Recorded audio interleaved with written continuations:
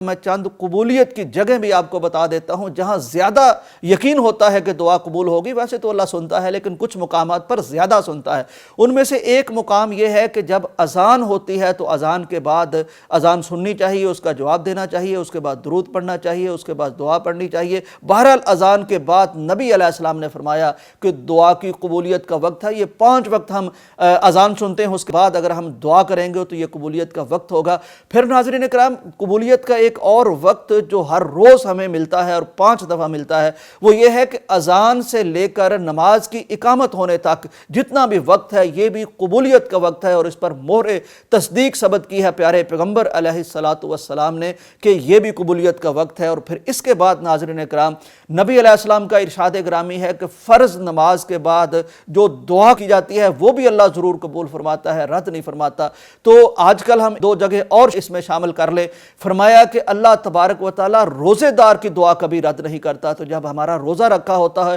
تو کوشش کرنی چاہیے جتنی زیادہ ہم دعا کر سکے کریں، قبولیت کا وقت ہوتا ہے۔ پھر نبی علیہ السلام کا وہ ارشاد ہے کہ افطاری کے وقت اللہ تبارک و تعالیٰ روزے دار کی دعا قبول کرتا ہے۔ تو جب ہمارے دسترخوان پر طرح طرح کی نعمتیں سجی ہوں اور ہم بیٹھے ہوں کہ یا اللہ یہ دیکھ سارا کچھ پڑا ہے، بھوک بھی ہے، پیاس بھی ہے، لیکن تیرے حکم کے پابند بیٹھے ہیں، ادھر تیرا اعلان ہوگا تو کھائیں گے، اس سے پہلے نہیں کھا رہے، اس وقت بھی اپنی اس عاجزانہ کیفیت میں، فرما برداری کی کیفیت میں جب بندہ ہاتھ پھیلاتا ہے تو اللہ تبارک و تعالیٰ ضرور قبول فرماتا ہے۔ پھر ایک اور انعام اللہ تبارک و تعالیٰ نے آج کل رمضان المبارک میں ہمیں سحری کا دے رکھا ہے۔ سحری کا وقت ہماری زندگی کا اتنا قیمتی وقت ہے کہ کاش کسی کو پتہ چل جائے۔ ایک وقت وہ ہوتا ہے ناظرین اکرام کہ ہم کسی افسر کے پیچھے، کسی اور کے پیچھے اپنی فائلیں لے کر، درخواستیں لے کے پھر رہے ہوتے ہیں، اور ایک وقت وہ ہوتا ہے کہ وہ افسر ہمارے گھر کے سامنے کوئی کچہری لگا کے بیٹھا ہوتا ہے، تو وہ کتنا محروم ہوگا کہ جو ویسے تو پیچھے پھرتا رہے لیکن جب افسر اس کے گھر میں آ کے فائلیں مانگ رہا ہو تو وہ سویا پڑا ہو۔ ناظرین کرام، ایسا ہی ایک وقت انسانوں پر بھی آتا ہے جب سحری کے وقت اللہ تبارک و تعالیٰ اپنی طرف سے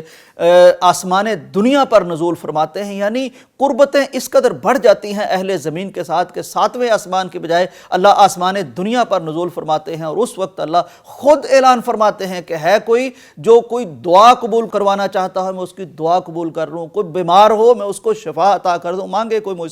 مجھ سے کچھ استغفار کرنا چاہتا ہے، گناہوں کی معافی چاہتا ہے تو میں وہ اس کو عطا کر دوں۔ تو آج کل تو بہرحال سحری کے لیے ہم اٹھتے ہی ہیں تو ضرور 5 منٹ 10 منٹ کچھ وقت نکال کے ہاتھ اٹھا کے اس وقت جب اللہ کہتا ہے مانگو لے لو میں دے رہا ہوں، اس وقت اللہ سے ہم لینے کی کوشش کریں۔ دعا ہے کہ اللہ تبارک و تعالی ہمیں سچا مانگنے والا بنائے، کیونکہ دینے والے میں کوئی کمی نہیں ہے۔ اللہ کرے کہ اس رمضان میں ہم وہ لوگ ہو جائیں جو اس رمضان میں جہنم سے، آگ سے آزاد ہو جائیں گے۔ اجازت دیجیے، اللہ حافظ۔